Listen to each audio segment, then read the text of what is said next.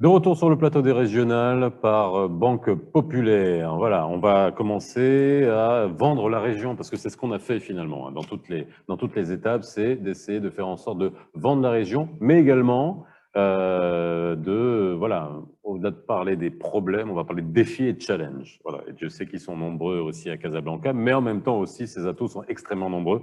Donc, c'est ce qu'on va essayer de faire sur ce plateau pendant une trentaine de minutes. Avant que je vous présente mes intervenants, je vous propose de redécouvrir quelques extraits de mon interview avec Monsieur le ministre Benchaboun, qui était avec nous, qui avait ouvert les régionales. C'était à Fès. À cet effet, j'aimerais mentionner qu'il devait être avec nous aujourd'hui en fin d'émission pour clôturer ces régionales. Il a tout fait pour être avec nous aujourd'hui. Malheureusement, il est devant la commission, hein, voilà, en train de faire passer les réformes et les lois dont on a parlé de manière abondante pendant ces régionales. Il s'en excuse, mais je vous propose de découvrir quelques extraits de mon interview avec lui. C'était il y a quelques semaines à Fès.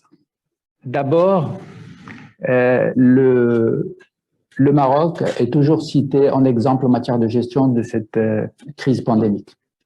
Alors, cette crise pandémique a plusieurs facettes, évidemment. Il y a la facette sanitaire, parce que c'est d'abord une pandémie, et la réaction du Maroc sous le leadership de Sa Majesté a été rapide et globalement efficace. Quand on se réunit avec la communauté internationale, le Maroc se positionne bien. Se positionne bien parce que quand on prend les pays développés, ils ont eu des glissements jusqu'à 20 points de PIB au niveau du taux d'endettement. Je parle uniquement de l'année 2020. Quand on se positionne par rapport aux pays du continent, ce qui a été fait par le Maroc à travers la mobilisation extraordinaire qui a été faite autour du fonds Covid et oui, toutes les mesures d'accompagnement, on fait office d'un élève brillant dans notre classe. Ce qu'il faut rappeler, c'est que la volonté des pouvoirs publics en matière de décentralisation, puis de déconcentration, c'est-à-dire de délégation de pouvoir à la région et à la représentation régionale, provinciale ou locale, en fonction des cas, elle est irréversible. Et il y a énormément de textes qui ont été élaborés dans le sens, d'une part, de l'opérationnalisation de tout cela, et de l'autre côté, pour simplifier les procédures de décision concernant l'acte d'investir. Et donc, nous sommes en train d'aller vers une simplification de la représentation régionale pour plus d'efficacité et de coordination. Cette crise doit être et va être transformée en opportunité. Ce qui nous intéresse aujourd'hui, c'est quelles sont les mesures d'accompagnement pour l'entreprise, pour la sauvegarde de l'emploi. L'investissement dans un pays comme le nôtre est d'abord local et il s'appuie essentiellement sur la PME. Aucune entreprise n'a été créée directement en étant une grande entreprise. Il faut que les mécanismes du marché puissent jouer. Et pour que les mécanismes du marché puissent jouer, il y a un élément fondamental, c'est la gouvernance. Et donc, le sujet de la gouvernance est sur la table. Je pense que nous avons besoin de prendre conscience collectivement sur le fait que la prochaine phase et les mois à venir, tous ceux qui vont vouloir investir trouveront à leur disposition énormément de moyens et d'outils et de mécanismes pour les accompagner par des fonds de subvention, comme les fonds de développement industriel ou encore dans l'agriculture, etc., mais aussi tous les mécanismes qui sont mis en place de manière importante à travers le fonds Mohamed VI, par exemple, pour tout ce qui concerne les fonds propres ou les quasi-fonds propres. On pourrait, là encore, développer ça si ce n'a pas été fait avant. Et ce qui est important en face, c'est qu'il y ait le minimum de gouvernance nécessaire pour rassurer ceux qui mettent de l'argent dans ces entreprises. La croissance des entreprises, la croissance de notre économie est intimement liée à deux éléments. Vous avez rappelé donc d'un côté la confiance, et la confiance des investisseurs suppose la gouvernance. Et cette approche, si elle est bien adoptée par les investisseurs, par les hommes d'affaires, par les entrepreneurs marocains, on pourra aller très très loin parce que les mécanismes financiers d'accompagnement sont là. Voilà, on parle beaucoup de confiance et puis encore une fois, je vous le rappelle, Monsieur le ministre Mohamed Benchaboun devait être avec nous. Malheureusement, il ne pourra pas. Il s'en est t'excuser. Alors, je vous présente mes intervenants pour ce premier plateau. On va parler des atouts et des opportunités de la région Casablanca-Stade. C'est Mohamed Boularmé, le directeur général adjoint du réseau Banque Centrale Populaire, qui est avec nous. Comment ça va? Merci d'être avec nous aujourd'hui. Salman Belayachi, directeur général du Centre régional d'investissement de la région Casablanca-Stade. J'ai déjà beaucoup de questions pour vous qui arrivent, donc il faut vous y préparer.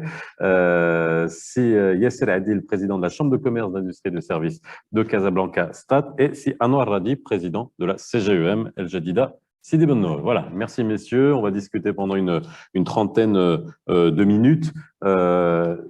Je vous laisserai pour la fin, hein, que c'est ce que j'ai fait depuis le démarrage, parce que la banque, encore une fois, ça nous permet de vérifier si tout ce que vous dites est OK, enfin en tout cas en partie, parce que c'est le système sanguin de notre économie. Alors, c'est vrai que peut-être commencer par parler du climat des affaires, c'est quand même aussi important. Comment on fait du business dans la région?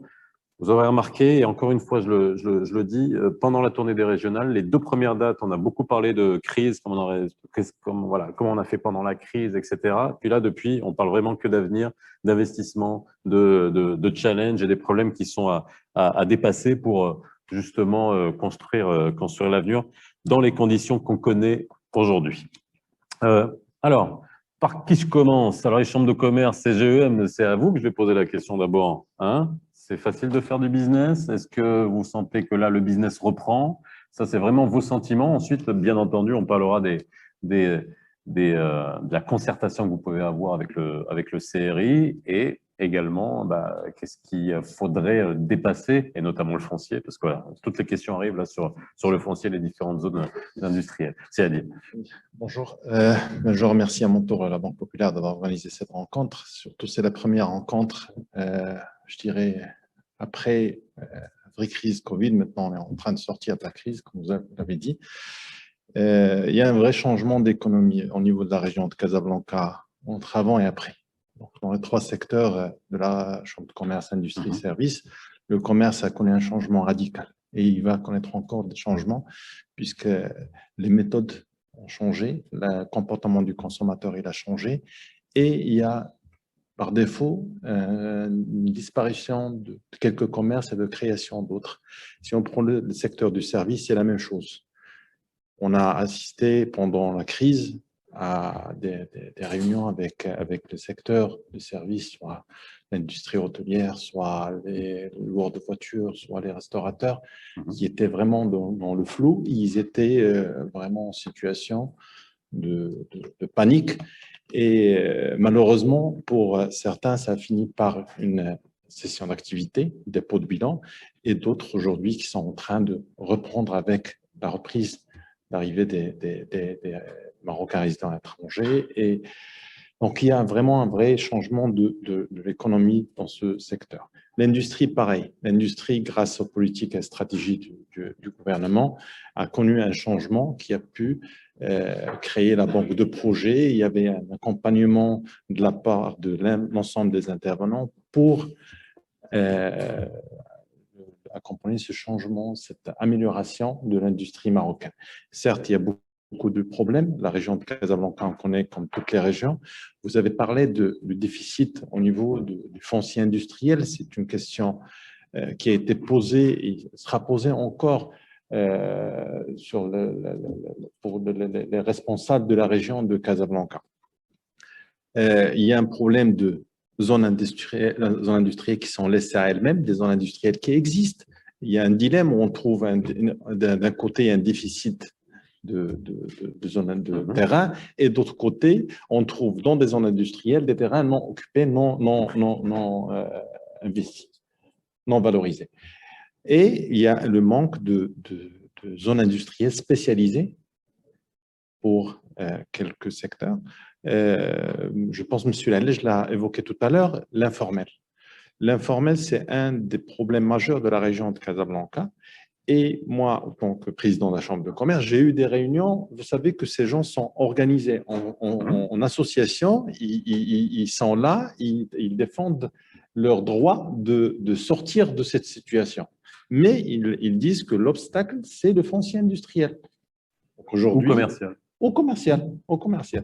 Donc aujourd'hui, on a le devoir de trouver des solutions à cette population pour qu'ils sortent de cette situation et pour qu'elle puisse être dans le champ de radar de l'ensemble des administrations publiques.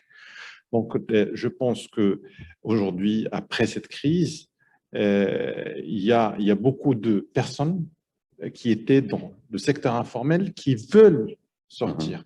Parce qu'ils ont vu l'État était là pour ceux qui étaient dans une situation régulière, notamment avec les indemnités de la CNSS pour les employés, notamment avec l'aide des banques pour le financement, tout ce qui est relance, Daman Oxygène. C'est des sociétés qui sont structurées, qui payent leurs impôts, qui avaient accès à ce financement.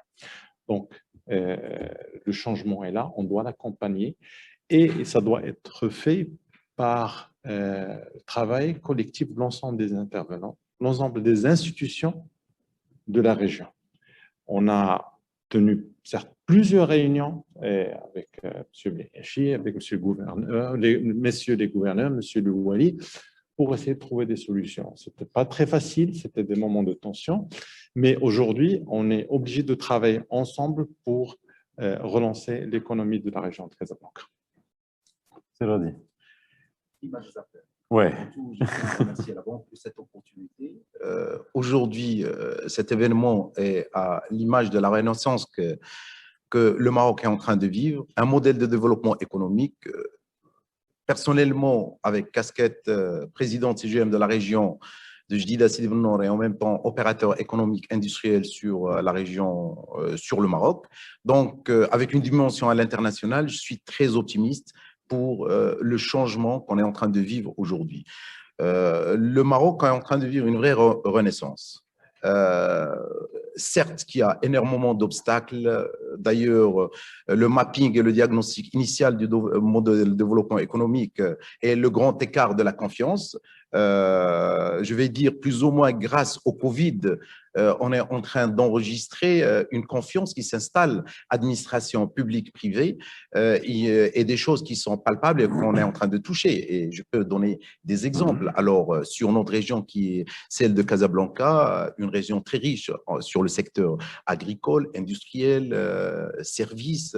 Donc, je vois, et en même temps, je peux même benchmarker avec les pays voisins, les pays africains. Et nous sommes plus potentiellement, et j'invite les opérateurs économiques d'oser, il faut oser et sortir des sentiers battus du fait que notre marché, ce n'est pas uniquement le marché marocain, et investir en industrie. Parce qu'aujourd'hui, avec le Covid, même si tout à l'heure j'ai dit grâce au Covid, mais avec le Covid, il y a une prise de conscience qui est sérieuse, qu'on a besoin de notre indépendance. Parce que si on parle de l'indépendance, on n'a pas une indépendance économique ou industrielle, on ne peut pas se prononcer d'un pays souverain. Donc, aujourd'hui, il y a une prise de conscience. Le gouvernement, elle est là pour supporter toutes ces démarches grâce à un écosystème. Là, on trouve les partenaires bancaires, là, on trouve tous les outils de financement, d'accompagnement via Maroc PME, via toutes les banques. Et même parce qu'en étant CGM, on a travaillé depuis le début de Covid. J'étais dans le CVE de la région de Jdida Sidi Bou Nour et nous étions sur le terrain. Donc, on a tapé à la porte de tous les opérateurs de la région et je peux vous dire qu'on est sorti avec énormément de recommandations et de doléances qu'on a proposées et qui étaient prises en charge par notre gouvernement. Et on va juste, encore une fois, parce que vous êtes un industriel, on parle beaucoup d'industrie, ça ne veut pas dire qu'on parle que de grandes entreprises aujourd'hui, parce que ce qui est important de dire, c'est que, bon, on le sait encore une fois, notre tissu économique, c'est 90% de TPE, PME. Là, quand vous parlez d'écosystème, c'est industrie plus écosystème de toutes ces entreprises. Exactement, je parle de l'industrie, exactement. Éventuellement, aujourd'hui, les grandes entreprises doivent être une locomotive pour les petites et moyennes entreprises. D'ailleurs, notre cher Maroc, elle était avant-gardiste sur plusieurs démarches depuis Intelaka et bien avant le Covid. Donc, ça, c'est sur le terme d'accompagnement des jeunes porteurs de projets, si on parle des toutes PME. Le message message que je veux bel et bien passer aux opérateurs économiques et aux jeunes porteurs de projets, c'est encore qu'il faut oser et penser à notre grand marché qui est énorme, qui est le marché africain, je vais encore rappeler. Et par rapport à la régionalisation avancée, notre région a ramené plusieurs ambassadeurs africains à qui on a démontré, on a exposé tous les atouts qu'on a sur notre région. Ils avaient l'appétit pour ramener des investisseurs africains et ramener nos investisseurs de notre région vers l'Afrique. On attend avec patience éventuellement la signature de libre-échange entre le Maroc et l'Afrique parce qu'encore nous sommes pénalisés sur ce point qui est aussi important. Et j'espère, Inch'Allah, que dans les prochains mois, ça va se résoudre ce problème. Alors, Sibel Ayachi, le CERI, on reviendra, on va en discuter. Bon, avec Sibel Ayachi, on a discuté rien qu'hier au téléphone pendant. On ne va pas discuter aussi longtemps, parce qu'on a beaucoup parlé du foncier. Il y a des questions pour le foncier pour vous, mais avant qu'on parle du foncier, c'est vrai qu'au niveau du CERI, vous recevez, j'imagine, des dossiers d'investissement. Est-ce qu'aujourd'hui, pour toucher du doigt, est-ce que. Pendant la crise, ça s'est arrêté, ça s'est ralenti. Est-ce que là, ça reprend de manière, on va dire, extrêmement concrète? Absolument. Déjà, je remercie le Banque Populaire pour organiser cet événement. Je pense qu'on est là, en tout cas, Monsieur le Président, il est là à double casquette, puisqu'il est aussi membre du conseil d'administration du CERI. Très succinctement, quand on parle de climat des affaires, on parle d'acteurs qui doivent faire leur job dans leur périmètre. Je pense que c'est important ce que vous venez de dire, que vous soyez dans le conseil d'administration du CERI. En fait, la CGEM est membre du conseil, oui, mais la Banque Populaire, absolument. Vous savez, pour les gens qui te regardent, c'est peut-être pas évident. Donc, puisqu'on parle de gouvernance et de concertation, c'est important de le dire. C'est une illustration manifeste de cette concertation. Et donc, je disais que le climat des affaires, pour moi, c'est que chaque acteur fasse son job dans son périmètre. Aujourd'hui, quand on parle de l'acte d'investir, on parle manifestement de 5 F, de 5 maillons, de 5 jalons. Vous avez le foncier qui est le premier, vous avez la facilité administrative, vous avez le financement, la formation et la fiscalité. Et aujourd'hui, je pense qu'il y a aussi un événement majeur qu'on devrait rappeler, c'est ce nouveau modèle de développement. Et je pense que le CERI de Casablanca-Stade ambitionne, en tout cas, d'essayer de dessiner les contours d'un nouveau modèle de l'administration. À quoi ressemble-t-il? Il doit ressembler à une administration qui soit performante, axée résultats. Il doit ressembler à une administration qui soit dans la solution, qui soit axée client, parce que finalement, c'est lui, je dirais, le socle et la définitive de notre mission. Et puis, qui soit, je dirais, dans l'accompagnement. De façon très concrète, aujourd'hui, vous avez la réforme 47-18 qui a mis en place cette dynamique des CRI, qui, à mon sens, a eu un effet prémonitoire parce que Dieu merci que ça a été mis en place juste avant la pandémie. Et Dieu merci aussi que le premier chantier avec lequel nous avons démarré, c'est le chantier de la digitalisation. C'est une administration digitale moderne. Et ce qui a permis de continuer tout le processus d'instruction des dossiers d'investissement de façon extrêmement fluide. Malgré la pandémie, on n'a pas raté une commission d'investissement durant tout. Et ça a continué pendant la crise? Vous avez absolument, reçu des dossiers? Absolument. On a continué à recevoir des dossiers. Aujourd'hui, je vous donne des chiffres. Sur l'année 2020, on a reçu quelque chose comme 311 dossiers d'investissement. Approximativement la moitié ont eu un avis favorable.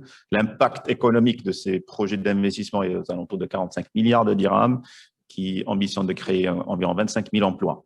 Mais ça, c'est important en termes d'impact économique. Mais ce qui est aussi important, c'est de savoir la dynamique qui a été mise en place par l'administration pour gérer ces dossiers dans un temps record. Parce que n'oublions pas que le temps, time is money. Et pour un investisseur, ce qu'il veut voir, c'est une administration moderne, certes, mais qui l'accompagne, mais qui lui permet, je dirais, de s'aligner et d'être en phase avec ces facteurs de compétitivité dans le temps. Aujourd'hui, la loi 47-18… C'est une chose que vous m'avez dit hier, qui enfin disent oui ou non. Absolument. Oui. Parce qu'il faut de la clarté. Avant, c'était sursoir à statuer. Voilà, allez-y comprendre ce que ça veut dire. Oui. Aujourd'hui, c'est très important d'avoir cette clarté, d'avoir cet impératif de gestion de délai. La loi permet aux CRI de gérer des dossiers d'investissement depuis l'instruction jusqu'à la prise de décision en 60 jours. Nous, on savait en 2019 qu'il y avait une loi qui allait venir quelques mois plus tard, qui était 55-19, qui parlait de 30 jours. J'ai dit à mes équipes, ça ne sert à rien de gérer ça en 60 jours et puis de demain passer à 30 jours. Donc, on s'est dit, tiens, est-ce qu'on peut faire ça en une semaine? Aujourd'hui, on est à 8,3 jours ont une durée moyenne d'instruction. C'est une avancée considérable par rapport à ce qui se passait avant la réforme, où un projet d'investissement qui avait besoin d'une étude d'impact sur l'environnement pouvait passer 6 mois, 8 mois, une année et demie. Et ça, c'est quand même assez palpable. Donc, quand on dit une administration qui soit dans l'accompagnement, parce qu'on est totalement conscient de cette nouvelle mission qui fait partie de l'ADN du CRI, c'est l'accompagnement de la TPME. C'est 90% du tissu économique du Maroc.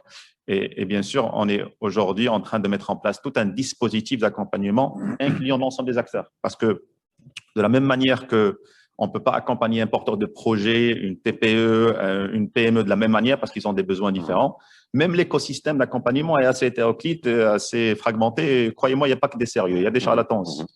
Donc, l'ambition du CRI, c'est de mettre en place ce climat de confiance et rassembler tous les acteurs, notamment les chambres de commerce, les institutions, les associations, les banques. Et donc, on a lancé le programme qu'on appelle RIMEM, c'est donc un programme assez ambitieux, c'est une première au niveau national, qui est en train de prendre l'ampleur. Aujourd'hui, on parle déjà d'une deuxième vague RIMEM et puis d'un pôle qui est en train d'intégrer un certain nombre de choses. Et je pense que la BCP va faire partie des premiers acteurs du financement de la place qui vont rejoindre l'effet RIMEM, si vous voulez. C'est à dire, vous voulez réagir. Je voudrais juste rebondir par rapport à ce qu'a dit M. Slimane. Je salue premièrement tout ce qui a été fait par M. Slimane. Je suis membre aussi du conseil d'administration, on a suivi l'évolution. Mais ça ne sert absolument à rien de fixer 30 jours, alors que le reste des composants de la commission sont dans un autre monde. Avec toute la volonté du monde, on peut espérer statuer, mais statuer, 50%, on a des projets qui ne se sont pas passés. Pourquoi? Il faut se poser la question, parce qu'il y a d'autres intervenants dans cette commission. Ils ne sont pas à la même vitesse. Ils ne sont pas à la même vitesse, ils ne voient pas les choses de la même manière. J'ai dit tout à l'heure qu'il faut que l'ensemble des intervenants dans la région travaillent avec le même rythme, avec les mêmes objectifs. Et sortir de cette vision et de ces méthodes qui ont retardé l'investissement dans la région de Casablanca pendant des années. Aujourd'hui, il y a une volonté de la part du gouvernement, de la part de la Wilaya, de la part du CRI et de la part de la CGM, de la part des chambres de commerce, mais il y a d'autres qui ne sont pas dans la même vision. Donc, je pense qu'il est temps de mettre les choses au clair et de dire il faut arrêter.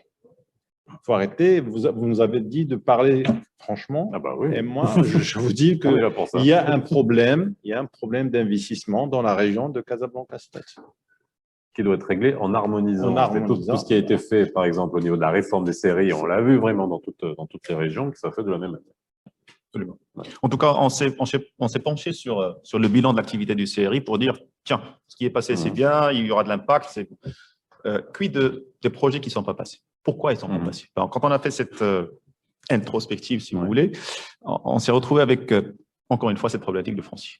La plupart des projets qui ne sont pas passés, c'est à cause d'une problématique liée au foncier. Soit que les documents d'urbanisme ne sont pas adaptés, soit que le foncier n'est pas disponible. D'un point de vue administratif, lié au foncier d'un point de vue prix, lié au foncier d'un point de vue rareté, lié au foncier d'un point de vue. Et finalement, vous allez vous retrouver avec une équation à 4 inconnues. Et c'est là qui crée un petit peu toute la complexité parce qu'il ne s'agit pas juste de la disponibilité et des documents d'urbanisme. Vous avez des planificateurs qui pensent bien faire leur job. Mais ils sont dans leur coin, pensant bien faire. Donc, finalement, ils se retrouvent en train de donner du pain à quelqu'un qui a soif. Entre-temps, vous avez un aménageur qui, son premier souci, c'est son bas de bilan. Vous allez sortir avec un ticket d'entrée pour les entreprises qui est tellement élevé. Il y a celles qui veulent louer, mais il y a celles qui veulent acheter. Celui qui te dit, moi, je ne veux pas mettre tout mon argent dans le foncier, je préfère le mettre dans le titre de production. Celui qui te dit, moi, j'ai besoin du foncier parce que c'est un levier pour avoir du financement. Et puis, vous avez toutes ces vocations territoriales pour dire, est-ce qu'on est en train de bien gérer les choses? Essayer d'harmoniser tout ça n'est pas facile. Le premier point de départ, c'est ce qu'on a essayé de faire. Ma question, est-ce que c'est en train de se faire? Parce que ça, on le savait. Hein, voilà, on observe depuis un moment le fonctionnement en silo. Bref, s'il y a des administrateurs qui font très bien leur job, mais beaucoup mieux qu'avant, mais quand ça ne se concerte pas, est-ce que là, on voit que pour demain, parce que c'est ça ce qui nous intéresse, on est en train de parler de demain, on est en train de parler d'aujourd'hui et demain, est-ce que ça va s'arranger ou pas? Alors, nous, on est en train de bénéficier du fait que dans la loi 47-18, on nous a mis un petit peu… un droit de réserve. Mais ah là là, non, on nous a mis un peu partout, oui, notamment oui. sur le volet planification territoriale. Oui. Et donc, on est en train de prendre le taureau par les cornes. Ouais. On n'est pas… We're not shy from a mission. On a organisé il y a quelques semaines un workshop autour du foncier industriel. Et pour la première fois, pouvoir public, institutionnel, experts, les acteurs de l'offre, les acteurs de la demande. J'ai reçu personnellement tous les présidents des fédérations sectorielles pour parler de leurs problématiques. On est parti piocher dans la data du CRI. On a mis en place une enquête pour avoir un retour pour dire c'est quoi le problème. Et pour la première fois, on a réuni tout ce beau monde. On a réuni le planificateur, l'offre, la demande, la planification pour dire autour d'une manière de nivellation qui s'appelle le World Café, où on va imaginer un scénario idéal et puis rebondir sur Terre. L'idée, c'est d'alimenter un livre blanc que le CRI compte mettre en place autour de la problématique du foncier. Elle est complexe, mais elle n'est pas insurmontable. Il faut beaucoup de bonne volonté, il faut libérer des énergies.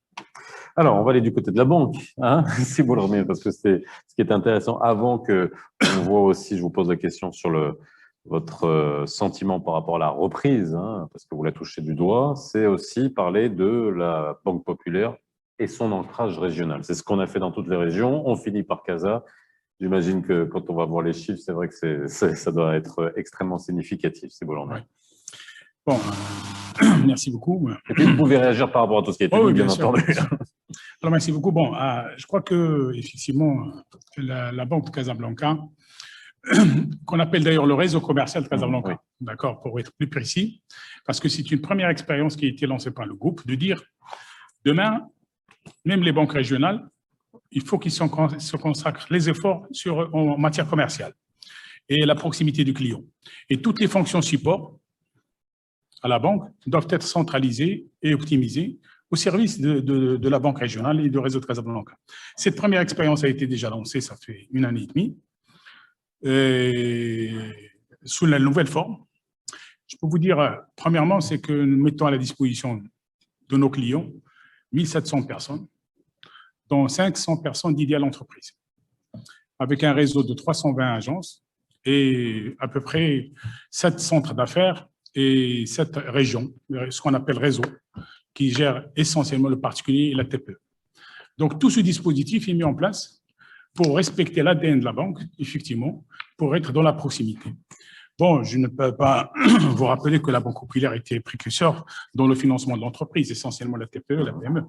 Pendant c'est sa raison d'être, la mission, la première de la banque était effectivement de financer les petits artisans, etc.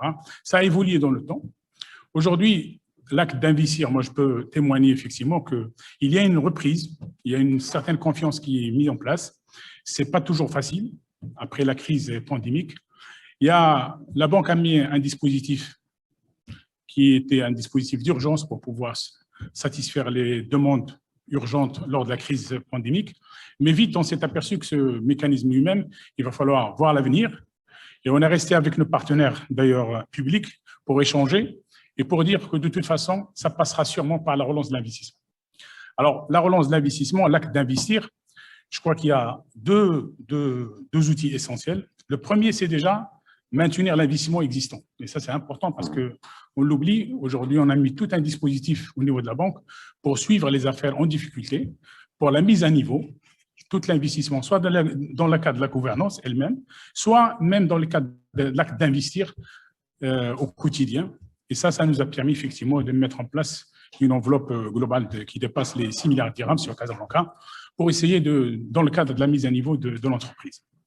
Le deuxième axe, c'est l'investissement. L'investissement, nous, on s'est pris, d'ailleurs, ces régionales d'investissement, eux-mêmes, l'objectif, c'est d'interagir avec les clients pour sortir avec un certain nombre de recommandations pour mettre à niveau et même au diapason nos produits par rapport à l'attente des clients.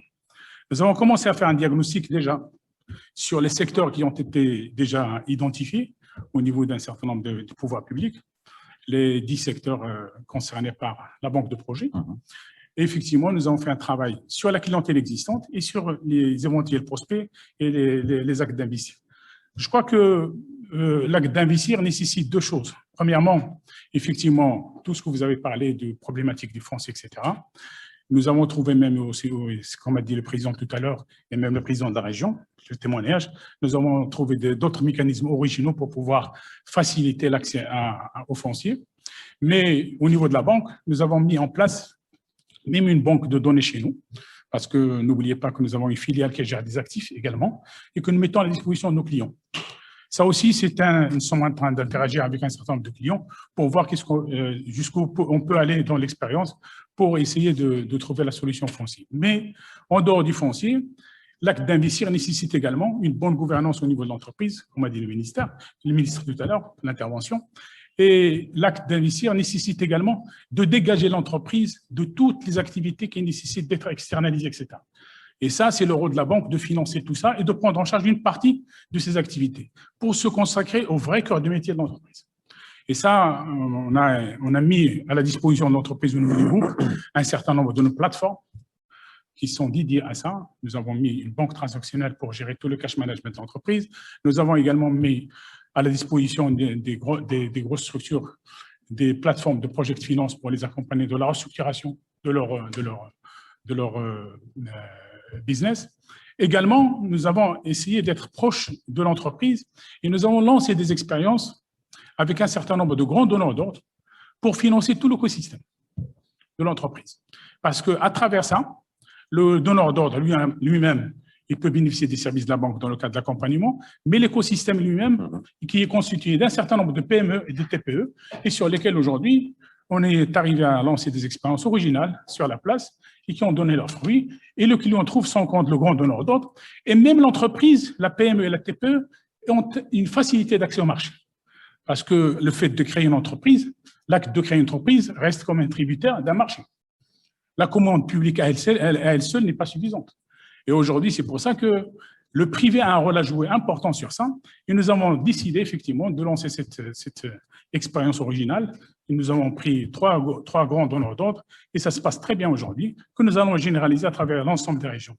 Donc, sur ça, nous avons également, au niveau du groupe, essayé de voir, parce qu'on a parlé longtemps de marché africain, eh bien, dites-vous une chose, sur Casablanca, nous avons financé des entreprises qui se sont lancées dans la croissance externe et qui étaient une réussite importante pour le groupe parce qu'ils ont trouvé des débouchés importants et que ça se passe très bien pour eux. Et même nous avons des gens qui ont doublé leur chiffre d'affaires à travers l'installation des clés. Et paradoxalement, nous avons également financé nos amis africains qui s'installent au Maroc. Et ça aussi, c'est important parce que c'est toujours l'acte d'investir.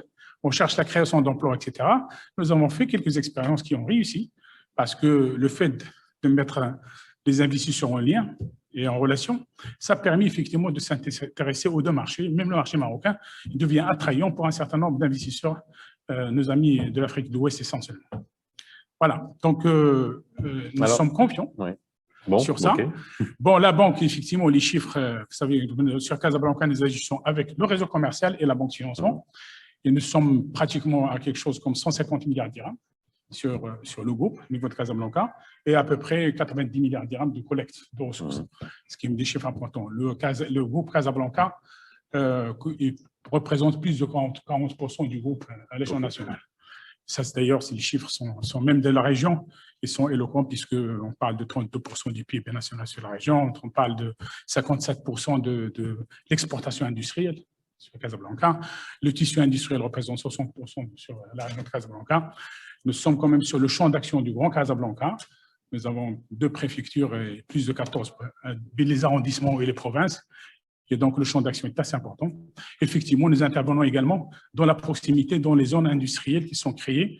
Et nous avons également un souci de la mise à niveau des zones industrielles. Parce que là aussi, les gens en parlent, il y a des zones industrielles très anciennes qui nécessitent de les revoir effectivement sur la mise à niveau des zones. Parce que c'est des zones attrayantes, effectivement, sur le bassin également d'emploi sur la région. Bien, alors il nous reste 5 minutes, je vais quand même poser une ou deux questions qui nous sont arrivées, et puis vous poser une question sur le mindset, parce que ce que vous êtes en train de me dire, c'est qu'il y a peut-être un changement de mindset sur la manière d'investir, cette espèce de financement de l'écosystème, l'usage aussi, externaliser les fonctions support pour certaines entreprises, c'est aussi, ça met en place peut-être un nouveau logiciel qui peut être intéressant. Question pour le CRI, où en est-on sur le projet d'extension d'une zone industrielle à Het Soilem et le développement d'une nouvelle zone à Al-Khiraïta? Très bien. Donc, je réponds sur le mindset aussi, sur cette question. Oui. vous savez aussi bien que moi que dans la vie, il n'y a pas d'amour, il n'y a que des preuves d'amour. Oui.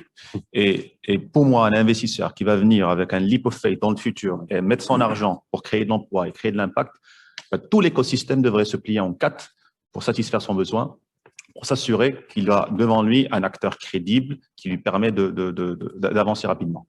Et l'administration en fait partie.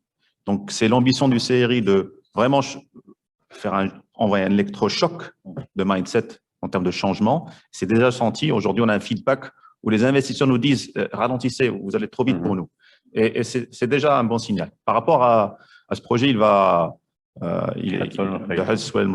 pense qu'il parle du projet dans le cadre de la collaboration avec MCA et MCC. Donc, le CRI, je peux vous dire, c'est la chenille ouvrière de ce projet, que ce soit sur cette zone-là ou bien aussi bien que la zone de Bosnera. Donc, on a tenu un comité de pilotage il y a quelques semaines. À chaque fois qu'il y a un blocage, le premier réflexe de MCA, c'est d'appeler le CRI pour débloquer. On est en train de le faire. Il va voir le jour dans les délais. Une question qui peut vous être posée à tous. Plusieurs régions sont devenues très attractives sur le plan, on parle encore du foncier, sur le plan industriel comme Tanger ou Knétala, avec un développement lié à des écosystèmes. Pourquoi les investisseurs choisiraient-ils plutôt Casa que ces nouvelles régions industrielles? Tiens. Ah ouais. C'est une question piège. Non, parce que vous savez, quand je suis allé dans les régions, on nous taxait de casablanquisme, on disait vous, etc. Donc c'est peut-être aussi cette espèce de chauvinisme de Casa qui nous fait dire c'est Casa, mais finalement, ouais, peut-être que demain, qu'est-ce qui va nous rendre compétitifs? Est-ce qu'on l'est encore? On ne va pas revenir sur les atouts de Casablanca, tout le monde les connaît. Mais tout le monde a envie d'investir, il y a de tout.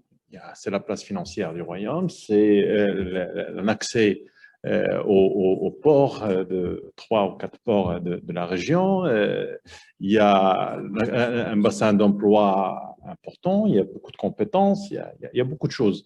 Mais la question qui se pose, où est le foncier industriel? C'est ça la vraie question. Les atouts de Casablanca, tout le monde les connaît. Il faut travailler à ce que un foncier industriel, que l'administration soit à l'heure et toute l'administration. Toute l'administration. Il y en a qui étaient en avance. Et là, je voudrais ouvrir une petite parenthèse sur l'après-accord du CRI, les autorisations. Et c'est incroyable. Vous savez, j'ai reçu un appel ce matin, quelqu'un qui m'appelle depuis une semaine pour une petite autorisation d'un commerce qu'il n'arrive pas à avoir.